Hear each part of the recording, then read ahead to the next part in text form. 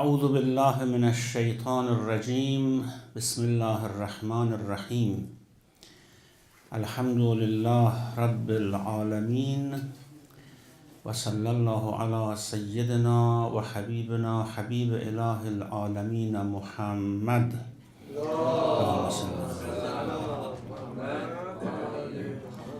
وعلى آله الطيبين الطاهرين المعصومين المنتجبين. There is a hadith from Imam Ja'far al-Sadiq alayhi salam saying that إنما about Fatimah al-Zahra salamullah alayha إنما سميت فاطمة لأن الناس فطموا عن معرفتها. The reason she's named Fatima is because people are cut off, are cut away from having a knowledge of her status. It is not possible for people to understand what the status of Fatima is. And that's true because she's one of the Siddiqat. Siddiqeen and Siddiqat in the Quran, of course, are given a very high station and things which are not somehow apprehendable by our ordinary minds. The apprehension of what a Siddiq or a Siddiqa is could be somehow brought to mind by what Allah subhanahu wa ta'ala mentions in the Quran about Maryam, who was a Siddiqa. She is mentioned explicitly in the Quran that she was a Siddiqa. And this Siddiqa, from young age, the angels talked to her. She talked to angels. God gave her direct instructions. She was not a prophetess, of course. We do not believe that she was a prophetess, but this is the position of a Siddiqa. And of course, for men, Siddiq like Amir al-Mu'mineen is Siddiq al-Akbar, and Fatima al-Zahra is Siddiqat al-Kubra. Now, how can we approach to describe someone like Fatima? Let me tell you one thing initially. You have probably heard of Dr. Ali Shariati, a great thinker of past generation. And he, although he had some controversial views, but some of his books have deep insight into the knowledge about certain religious issues. She has a book about Fatima al-Zahra, peace be on her. After, of course, towards the end of the book, after she mentions about her life story and different things which happened to her, the knowledge that she showed, the patience she showed during all those years, he says that I now want to describe Fatima, but I couldn't find words to describe her. So I thought initially, I say, let's describe Fatima through others. So I thought I say Fatima is the mother of Zainab. That's, of course, gracious lady, the paragon of patience and bravery and whatever we have seen from her in Karbala and afterwards. Then I thought, no, this does not describe Fatima well. So I thought I say Fatima is daughter of Khadija, the greatest lady who sacrificed whatever he had for the Prophet, her wealth, her reputation, everything. Then I thought, no, this does not describe Fatima well. Then I thought, let me say that Fatima is the mother of Hassan and Hussein, especially mother of Hussein, whom we know better through Karbala.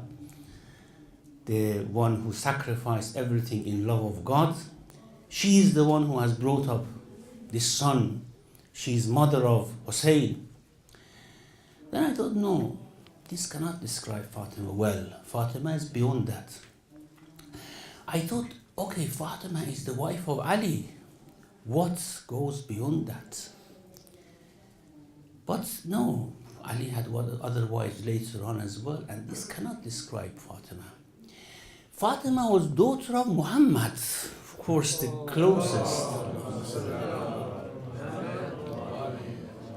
closest person to Allah subhanahu wa ta'ala, and the one who praised Fatima so much, who described Fatima the way he described, who loved Fatima the way he loved. So I thought, let me say Fatima is daughter of Muhammad. Then I said, no, this cannot describe Fatima still.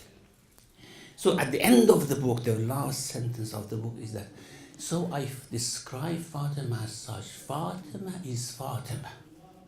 You cannot describe her in any other way. She is the one she is. And that's true.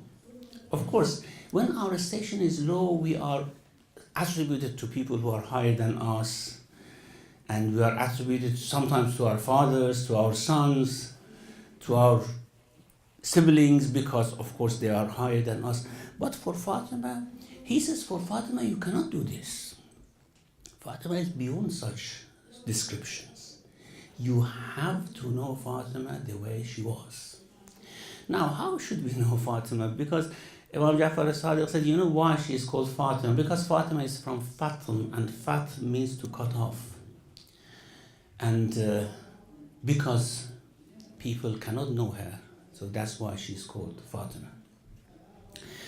I would like to draw on one very beautiful letter of Amirul Mu'mineen to Muawiyah, talking about the difference between those who say they confess Islam.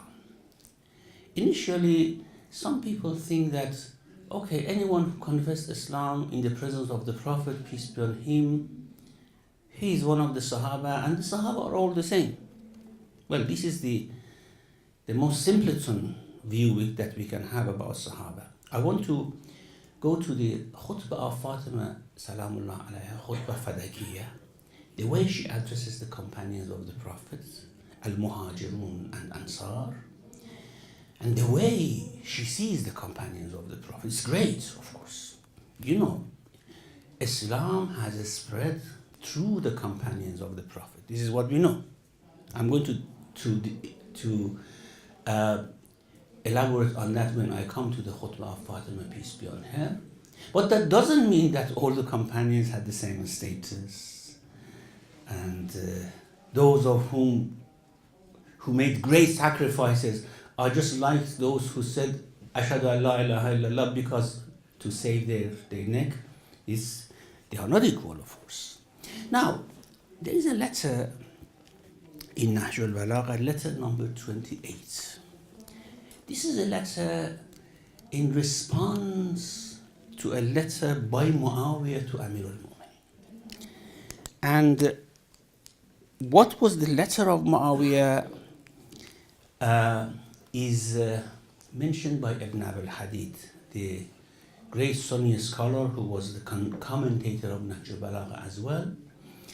He says that this letter is written in response to a letter by Muawiyah on the instigation of Amr ibn As, trying to provoke Ali, peace be on him, to say something against Abu Bakr and Umar.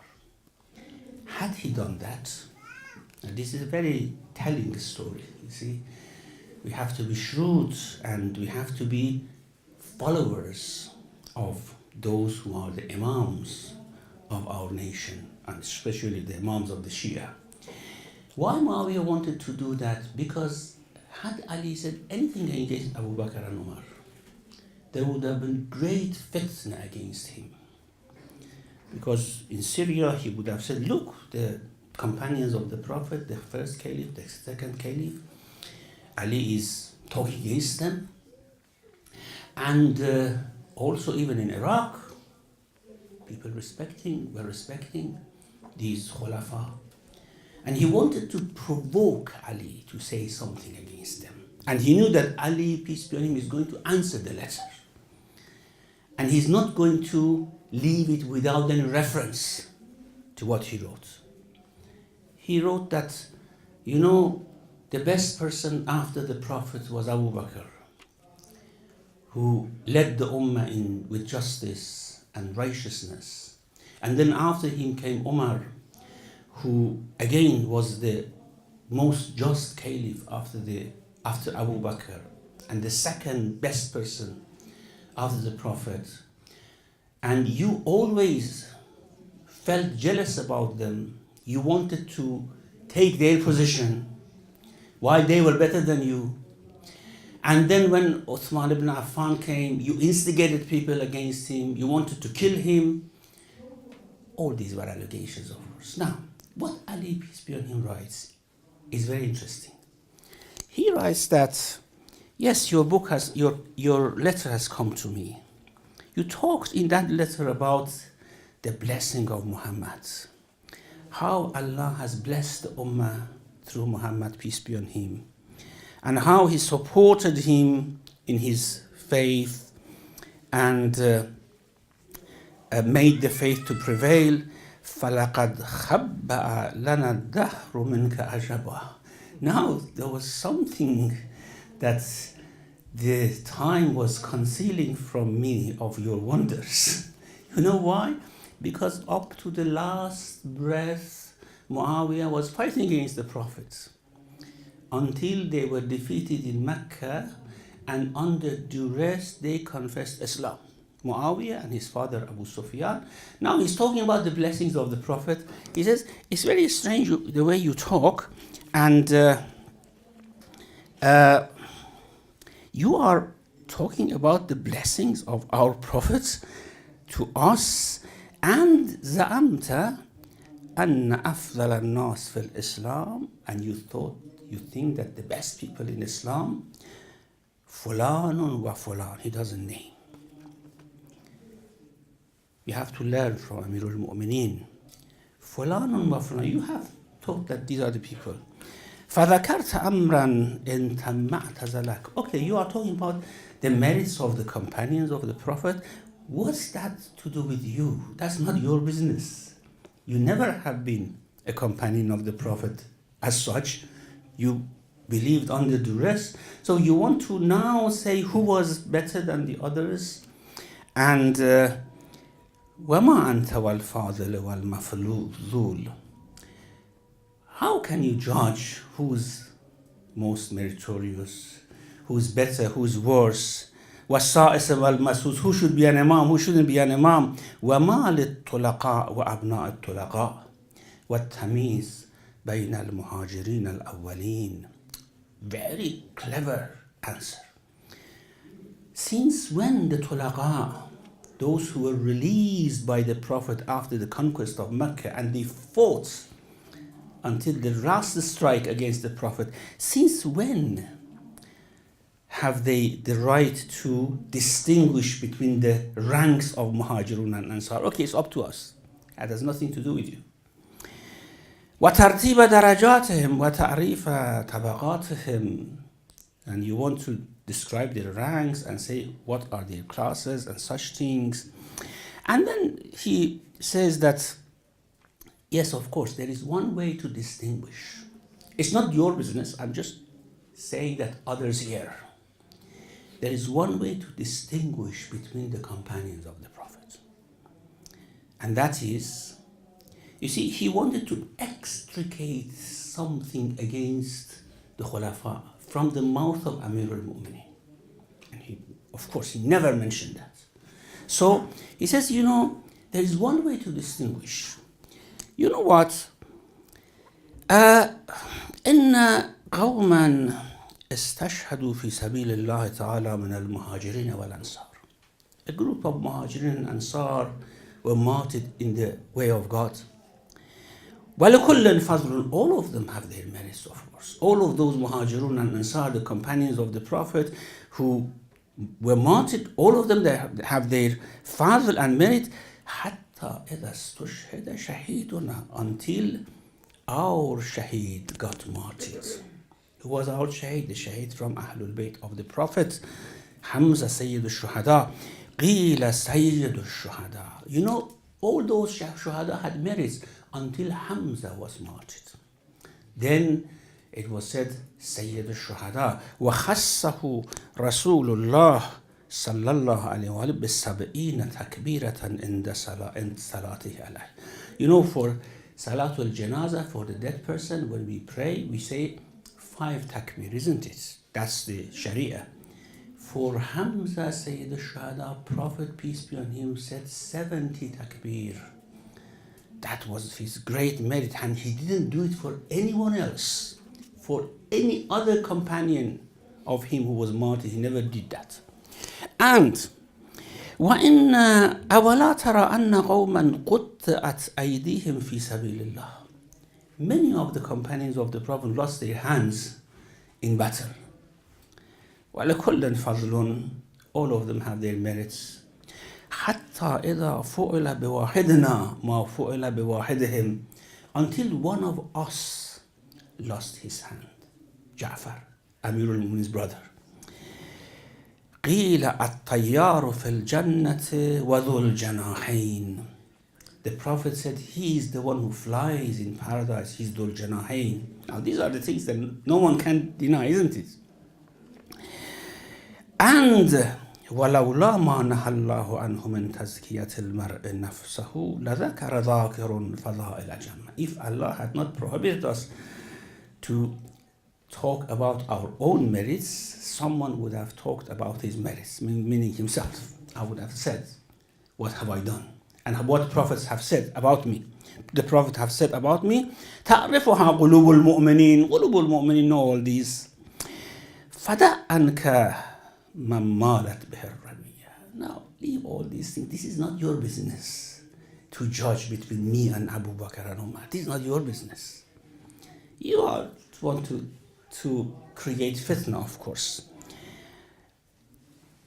فَإِنَّا, this is very important, إِنَّا سَنَائِعُ رَبِّنَا وَالنَّاسُ بَعْدُ سَنَائِعُ لَنَا. We are those who are raised, made by our God. And then people are made, are guided by us. Is great difference here. Like what Allah says to Musa alayhi salam, وَاسْتَنَعْتُكَ لِنَفْسِي. I raised for my own purpose. We are نَحْنُ صَنَائِعُ رَبِّنَا. So it's not up to you to come and judge between Muhajirun and Ansar. And then he says, of course, then you confessed Islam. And we honored you. He said, okay, we are brothers, we are Muslims, all of us are Muslims, are brothers. We married off our daughters to you, you married off our daughters to us. And then you thought that this makes us equal. That if Prophet gives his daughter to someone, or if Amirul Mu'minin gives his daughter to someone, or if he marries someone else, for example, they become equals. He said, you are confused with that. You shouldn't judge like that. وَلَسْتُمْ هُنَاكَ وَأَنْ لَا يَكُونُوا ذَلِكَ. And how could we be equal after all these? I know we have married, we have mixed with each other, but this shouldn't make you to misapprehend your position. Now I tell you, minna nabi. Let me say a sort of pedigree of who we are. Prophet is from us, Banu Hashim. You are Banu Umayyah. Okay, you say Banu Umayyah are Muslims as well, Banu Hashim are Muslims. Okay, but consider your position, sit in your place, take your own cup. Minna nabi wa minkumul mukaththib. You know, the Prophet is on our side. Mukaththib, who was Abu Jahl from Banu Umayyah, is on your side. Wa minna Asadullah. And Asadullah, Hamza Sayyid al-Shuhada, is on our side, from us. وَمِنْكُمْ أَسَدُ الْأَحْلَافِ. And from you is that lion of the oaths taken against the Prophet in Ghazwat Ahzab, when Abu Sufyan was taking oath from everyone to come and fight against the Prophet. Your father, isn't it? منا أسد الله ومنكم أسد الأحلاف ومنا سيدا شباب أهل الجنة. And from us are, of course, the two masters of the youth of the paradise, as the Prophet described them. وَمِنْكُمْ سِبْيَةُ النَّارِ. You know, when Prophet saw children of Marwan ibn Hakam playing, he said, these children are the children of fire. Because he knew how they would develop later on, becoming the kings and rulers and taking the position of the awliya Allah. وَمِنَّا خَيْرُ نِسَاءِ الْعَالَمِينَ. Now this is not because she's his wife, he's telling it. He's telling it this to Muawiyah. Okay? If one of these statements were somehow objectionable, could be sort of hesitated by Muslims, he wouldn't have mentioned it here. It is something that everyone would have accepted and admitted. وَمِنَّا خَيْرُ نِسَاءِ الْعَالَمِينَ وَمِنْكُمْ حَمَّالَةُ الْحَطَبِ. Hammalatul Hatab was the aunt of Muawiyah, sister of Abu Sufyan, Jamil. As the Quran mentions, تَبَّتْ يَدَا أَبِي لَهَبٍ وَتَبٍّ ما أغنى عنه ماله وما كسب سيصلى نارا ذات لهب وامرأته حمالة الحطب. Who was his wife? This was Jamil, the sister of Abu Sufyan. Now, okay, your aunt is Hammalatul Hatab. From our side, we have Fatima, خير نساء العالمين. Now, you want to judge between Muhajirun and Ansar? You want this to say which companion was better than the other companion? This is not your position. Now, I mentioned this to allude to one fact, and that is it was not disputed at that time. Later on, maybe people brought others in. At that time, it was not disputed that Fatima was khayru nisa al-alami, the best lady in the whole world. And this is what the Prophet said to Fatima, peace be upon her, that you are Sayyidatu Nisa al-Alamin. And she asked, but isn't Maryam Sayyidatu Nisa al-Alamin? And the Prophet replied, she is Sayyidatu Nisa al-Alamin fi zamanaha, in her time. But you are universally and eternally the most honorable lady in the eyes of Allah subhanahu wa ta'ala. So this is not something which was disputed. Later on, of course, people can bring things in, can make hadith, or by raising someone by propaganda, can say, okay, some ladies were better than Fatima. At that time, there was no such a thing. No dispute about the position of Fatima. And this also is quite apparent in the incident of her khutbah fadakiyah, when she went to the mosque after the fadak was confiscated from her to somehow suppress the financial means of Banu Hashim. When she went to mosque and started to talk to Muhajirun and Ansar, everyone, of course, first of all, everyone was impressed and saddened by the situation, what had happened. And secondly, of course, she was told by Abu Bakr that yes, no one denies your merits. No one denies your merit. And no one denies that you are the daughter of the Prophet. No one could deny that, of course.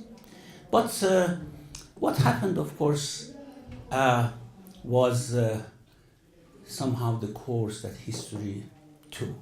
It took a course that way.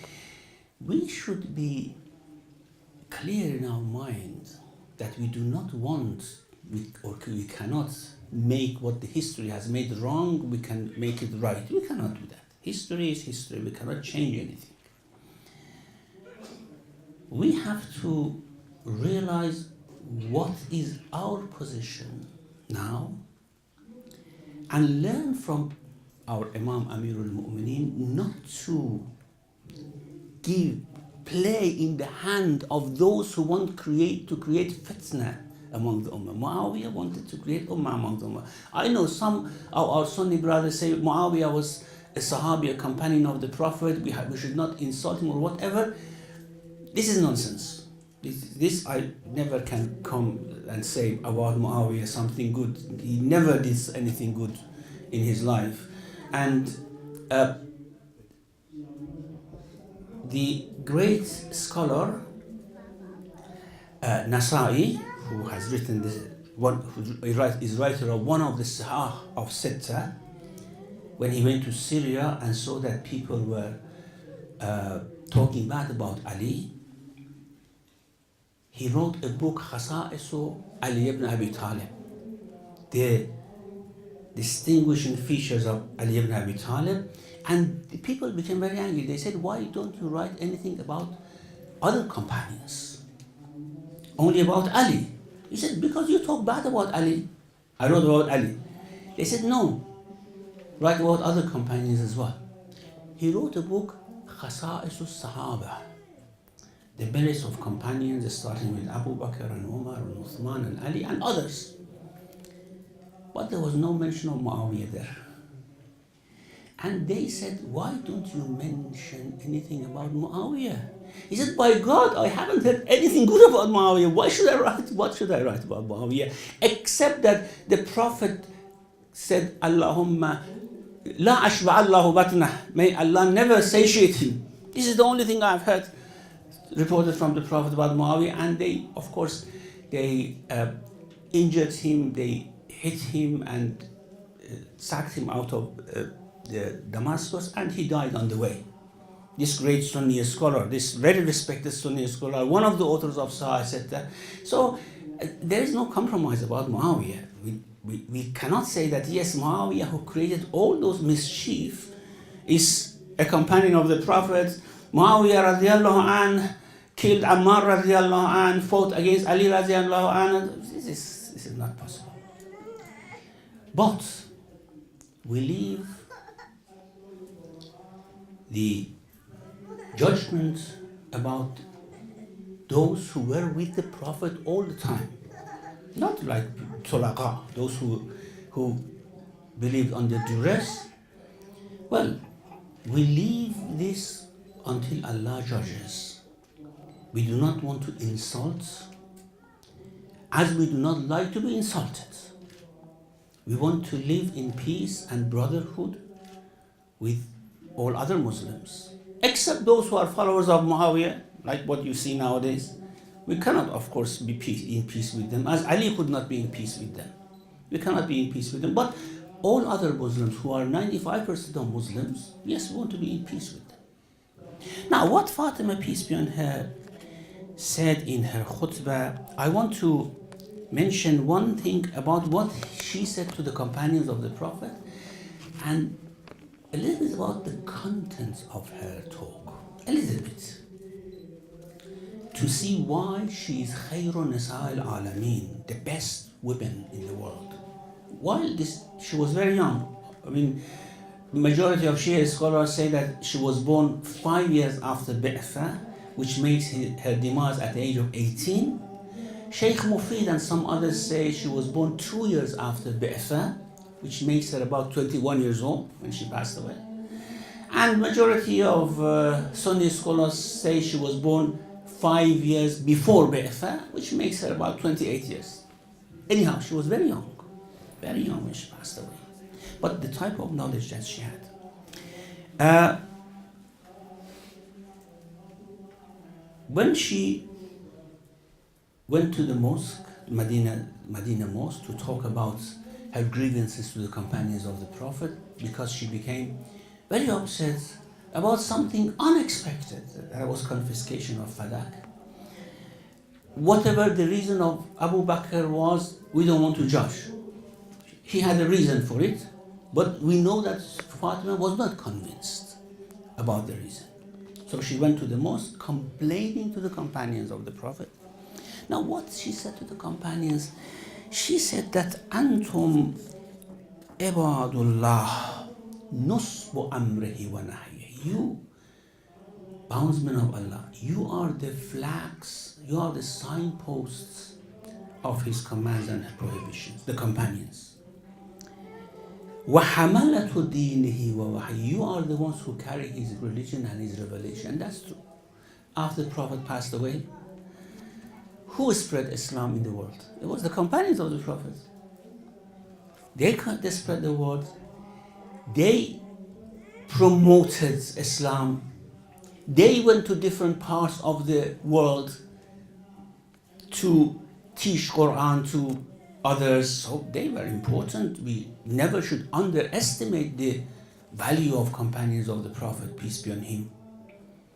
As I said, not those who somehow pretended to be a companion of the Prophet, those who really had made sacrifices in the way of promotion of Islam. They were the ones. If the Hawariyun of Isa alayhi salam were not in place, where was the Christianity? Where was the Christian faith? Isa was raised to heavens. Ya ayyuhal ladhina amanu kunu ansar Allah kama qala Isa ibn Maryam lil hawariyin man ansari ila Allah. O you who believe, be helpers of God. Can we help God? Yes, the way the Hawariyun of Isa helped Allah. How did they help?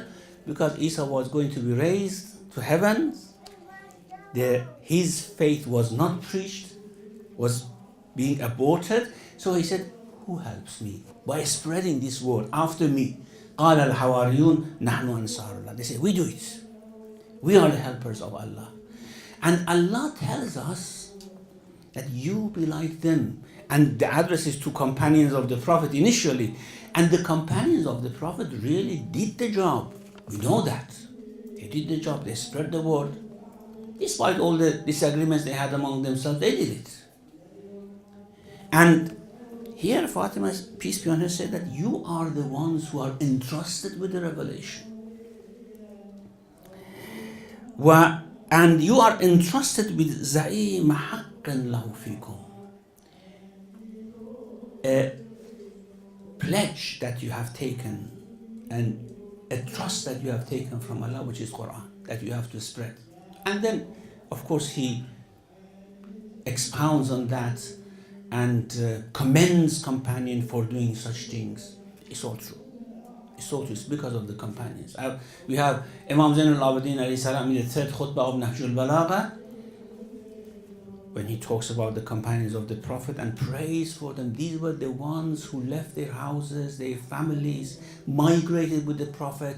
They went to battlefield, they fought. Some of them were martyrs, some of them were maimed, and they made their own utmost sacrifice. And after the Prophet, they did the sacrifice as well. So no one would like to diminish the merits and the value of the companions of the Prophet. However, that doesn't mean that we just as simpletons say that, okay, whoever came in afterwards as well, like Muawiyah and others, they are regarded as the same. Those who fought against companions through all their lives until they were forced to defeat, and they said, yes, we believe now, then we say, oh, they are like other companions as well. No, they are not. Of course they are not. We cannot accept that. This is not logical. This is not rational. This is not based on any revelation. This is not based on any logic. So we cannot accept that. Okay. As far as we know who Fatima was addressing in her khutbah, companions of the Prophet. And she put forward her grievances. Why these things happened. Now, I don't want to go into details of the historical aspect of the khutbah, but when Fatima spoke, I mean, if you go through the khutbah, the type of literature, the type of terminology she uses, the sentence structure she uses in Arabic, one is just bewildered. This lady was not talking up till now at all. This lady was not giving any political address or any sermon, or suddenly, how can she do that? It's just like the prophets when the Quran says وَمَا كُنْتَ تَتْلُو مِنْ قَبْلِهِ مِنْ كِتَابٍ وَلَا تَخُطُّهُ بِيَمِينِكَ. Before this you never read a book, never wrote anything, and then suddenly you have come out with such a book, such a literature. That's amazing. And about Fatima is amazing. The way she has actually expressed herself in this khutbah is amazing. And more amazing thing I tell you, the most authentic version of this khutbah is reported by Zainab Salamullah alayha. Ibn Abbas is one of the reporters of this khutbah. He says, حدثتنا عقيلتنا زينب بنت Ali. Our prominent lady, Aqila is prominent lady. Our prominent lady Zainab, daughter of Ali, reported this to me. Now, Zainab at that time was only 5 years old. And the words used in this khutbah of Fatima Zahra is not known to many of those Arabs who were actually, those companions who were addressed by the khutbah, because it was elegant. How did she memorize this? How did she remember all this? That photographic sort of memory of Zainab who captured everything and reported that back is amazing. Even more amazing than the khutbah itself. Sometimes one thing. But whatever comes out of this family is like whatever comes out of the family of Zakaria and Maryam and Al Imran and such things. All of amazement, wasn't it? All things coming out of that family of Al Imran was amazing. Of Zakaria was amazing. And these things coming out of this family of Prophet, peace be upon him, are amazing very much. Now, we said that people are cut off from knowing her. Now, a window to our knowledge towards her is her knowledge, her depth of knowledge of our religion. The way she described things for us which otherwise we couldn't understand. As Amirul Mu'minin says, إِنَّا صَنَائِعُ رَبِّنَا وَالنَّاسُ بَعْدُ صَنَائِعُنَا. We are made, we are educated, taught by our Lord, and then people are taught by us. That's true. And we see this in the khutbah of Fatima peace be upon her. Now, she says in the khutbah that Ashhadu, she starts of course with praise of Allah and such things, and then she says Ashhadu an la ilaha illallah wahdahu la sharika lah kalimatan. Now this la ilaha illallah, we say la ilaha illallah. This is a word, this is a sentence we say. But what is the interpretation of this sentence? What are different dimensions of la ilaha illallah that we talk? She alludes to 3 dimensions of la ilaha illallah. Very briefly, concisely, very eloquently. That, as I said, it cannot come out of heart and soul and mind of anyone but a Siddiqah. أشهد أن لا إله إلا الله وحده لا شريك له كلمة جعل الإخلاص تأويلها وضمن القلوب موصولها وأنار في التفكر معقولها. Now, just 3 very small, concise sentences about La ilaha illallah, alluding to 3 dimensions of La ilaha illallah. First of all, La ilaha illallah, you say La ilaha illallah. What is the translation of this La ilaha illallah in your soul and in your action? If La ilaha illallah you say is true, you know, we may just say La ilaha illallah all through our life, but we are not truthful. In the sense, that's why they are Siddiq and Siddiqah. We may not be truthful in what we say. Lie is not just lying to others. Lie may be lying to ourselves as well. Sadq, truthfulness, is not just truthfulness to others. it may be truthfulness to ourselves as well. So, when we say La ilaha illallah, are we truthful in this? How should it translate to make us a true confessor of La ilaha illallah? What is ikhlas? Is the interpretation of this in your actions. جعل الإخلاص تأويلها. If you say La ilaha illallah, it means that you do not adore, worship, work for, rely on anything but Allah. Isn't it? La ilaha illallah. So the interpretation, the translation of La ilaha illallah in your actions is that you completely rely on Him. You completely worship Him, adore Him, love Him. You do not associate anyone with Him, especially yourself. You know, we are the greatest associates of God. We don't realize.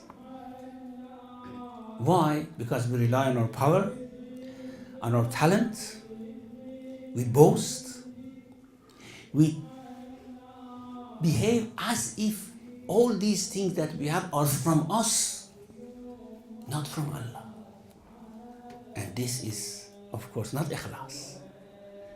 Ikhlas means you do not regard anything la quwwata illa billah. There is no power but Allah. You know what we have? Allah has given us the power of choice. Okay?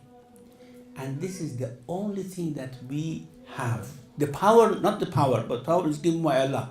Making choices is the only thing we have. Everything else is in the hand of Allah. We make a choice, we come across something, we make a choice, we react. Then when we want to actually implement our choice, the power comes from Allah. We learn, knowledge comes from Allah. We see, this sighting comes from Allah. We hear, it comes from Allah. So if we realize this is the interpretation of La ilaha illallah, ikhlas. One.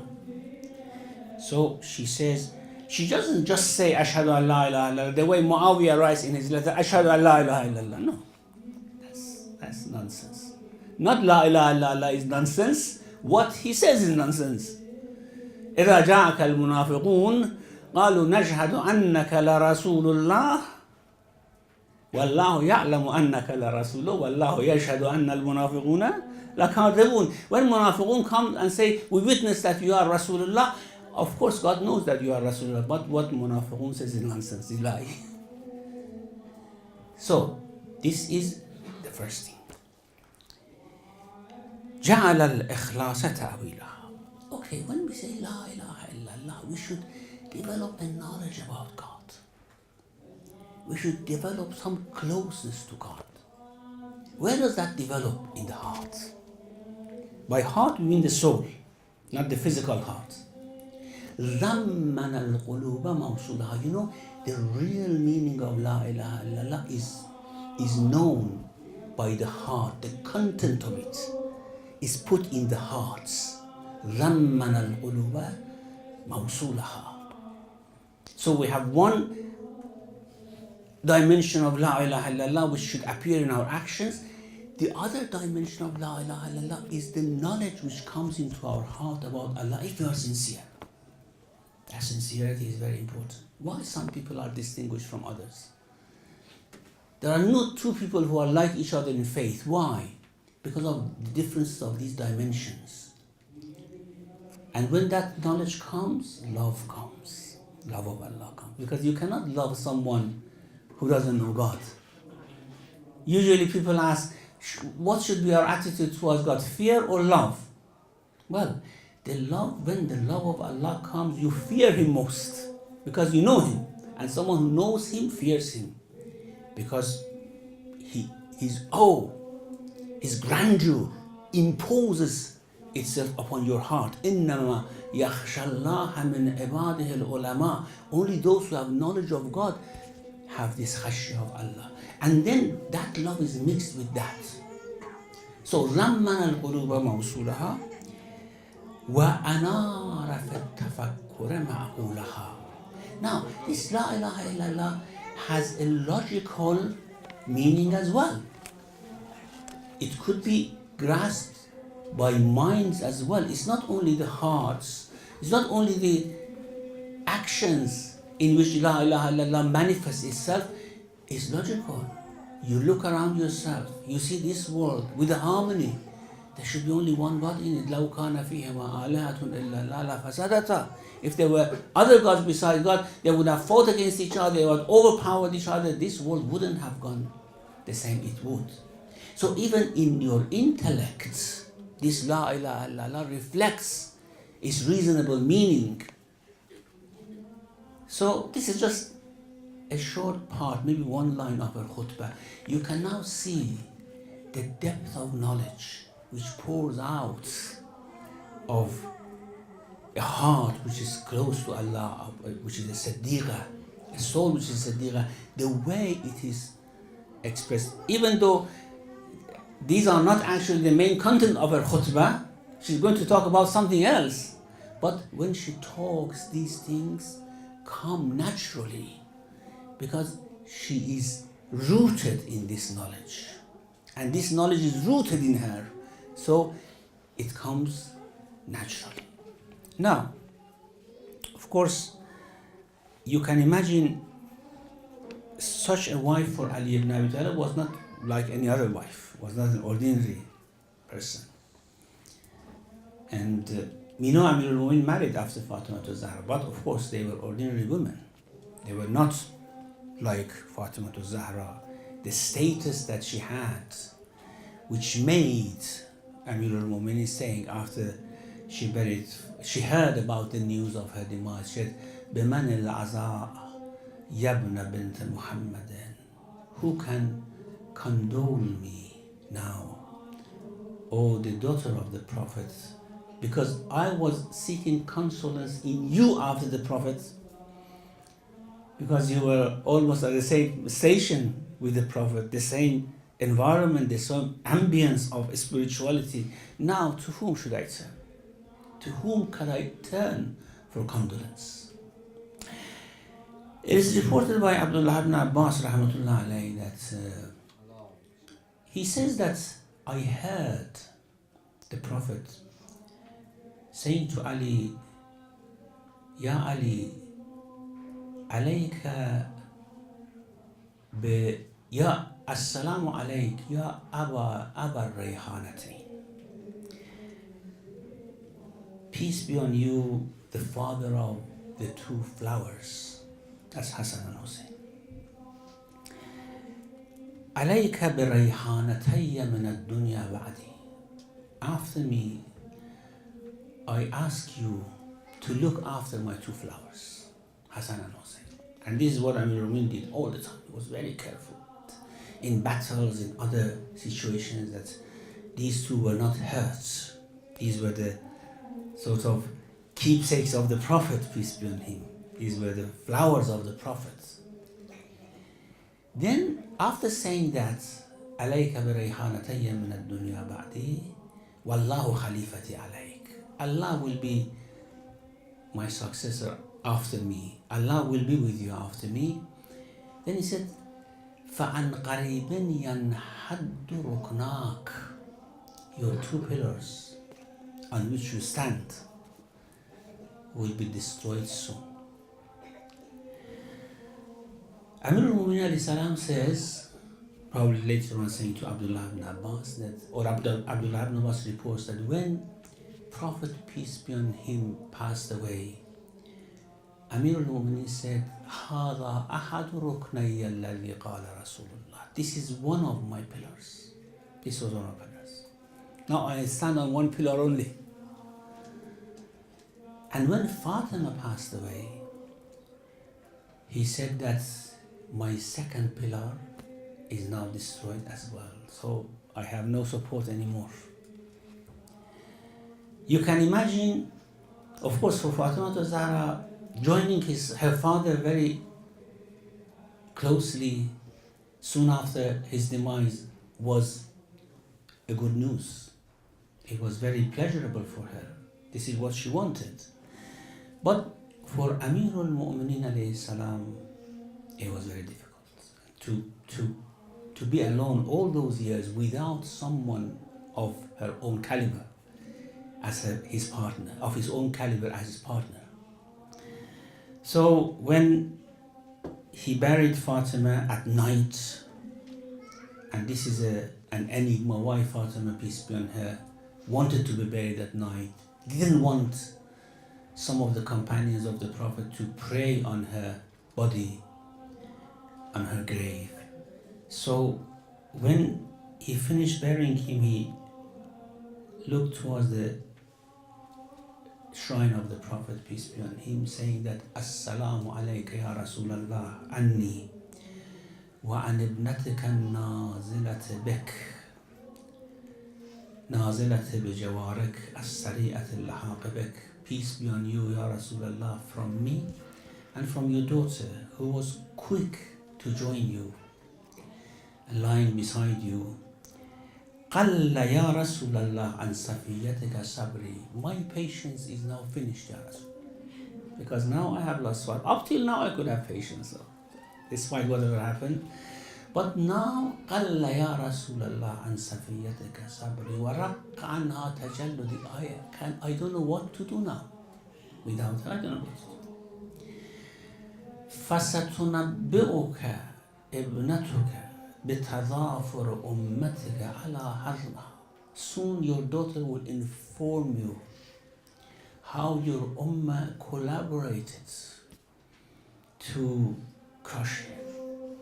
فَاحْفَظْ السُّؤَالَ وَاسْتَخْبِرْهَا الْحَالَ وَلَا حَوْلَ وَلَا قُوَّةَ إِلَّا بِاللَّهِ الْعَلِيِّ الْعَظِيمِ.